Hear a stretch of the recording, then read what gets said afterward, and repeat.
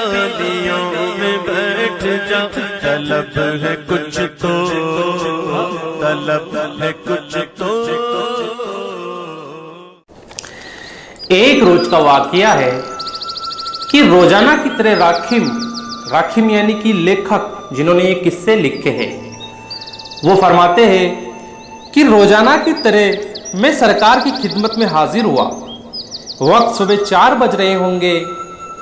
फिर खादिम बन्ने खां ने, जो कि रात दिन हुजूर की खिदमत में हाजिर रहता था, बन्ने खां ने आकर अर्ज किया कि हुजूर का कलवा कुत्ता रात को ना मालूम किस वक्त मर गया।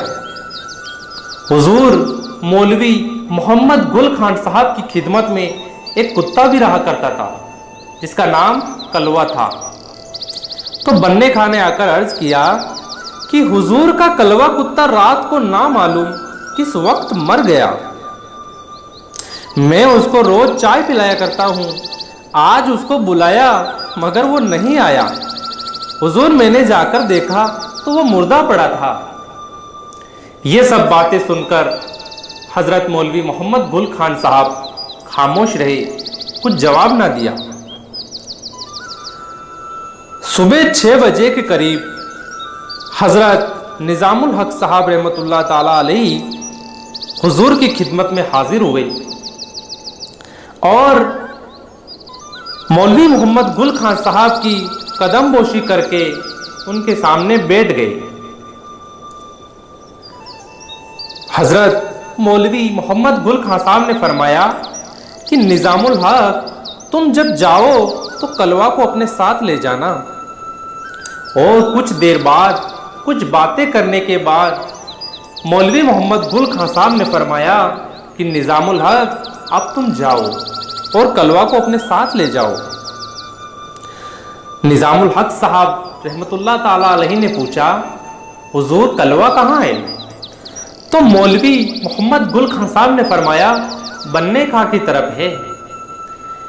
फिर निजामुल हक साहब रहमतुल्लाह ताला अलैहि ने कलवा को आवाज दी मगर कलवा नहीं आया। फिर निजामुल हक साहब रहमतुल्लाह ताला अलैहि बोले कि हुजूर, क्या मैं कलवा को अपनी गोद में उठा लूं और फिर ले जाऊं? मौलवी मोहम्मद गुल हक साहब ने फरमाया, नहीं निजामुल हक, तुम्हारे कपड़े मेले हो जाएंगे। तुम एक बार और उसको आवाज लगाओ और पुकारो, वो तुम्हारे साथ चला जाएगा। फिर निजामुल हक साहब रहमतुल्लाह ताला अलैहि ने आवाज लगाई तो कलवा दौड़ता हुआ आया।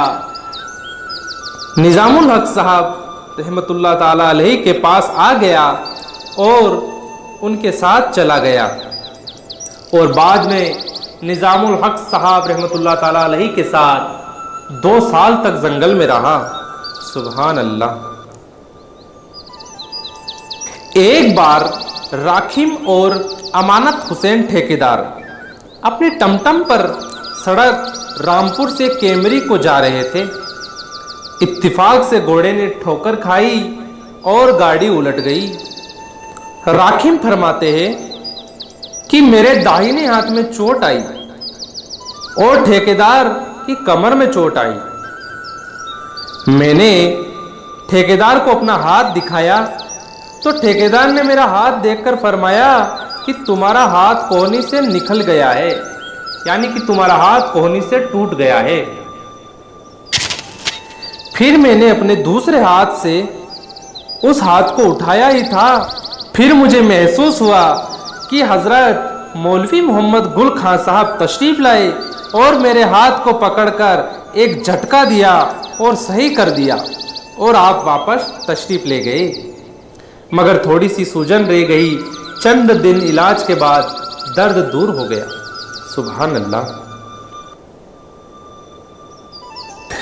एक रोज हजरत मोहम्मद गुल खान साहब ने इरशाद फरमाया कि निजामुल हक, देखो दरिंद परिंद चरिंद सब अपने बच्चों की परवरिश करते हैं, मगर जब वो इस काबिल हो जाते हैं कि अपना घोंसला छोड़कर उड़ सके तो अपने माँ बाप के साथ उड़ते फिरते हैं।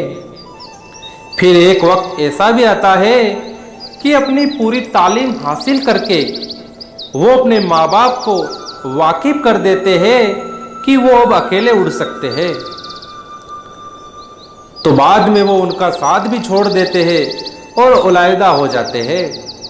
उसी तरह निज़ामुल हक आपकी तालीम पूरी हो चुकी है, लिहाजा आप अब अजमेर शरीफ चले जाइए। सुभान अल्लाह।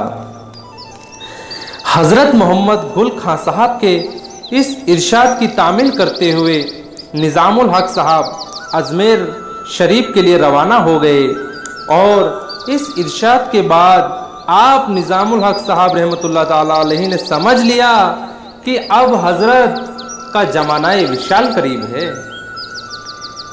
चुनांचे कुछ अरसे के बाद हज़रत का विशाल तारीख 21 सफ़र बरोज जुमेरात सन 1322 हिजरी को हुआ। अल्लाहुम्मा सल्ली अला सय्यिदिना मौलाना मुहम्मद व अला आलि सय्यिदिना मुहम्मद व बारिक व सल्लिम सल्लल्लाहु अलैहि वसल्लम।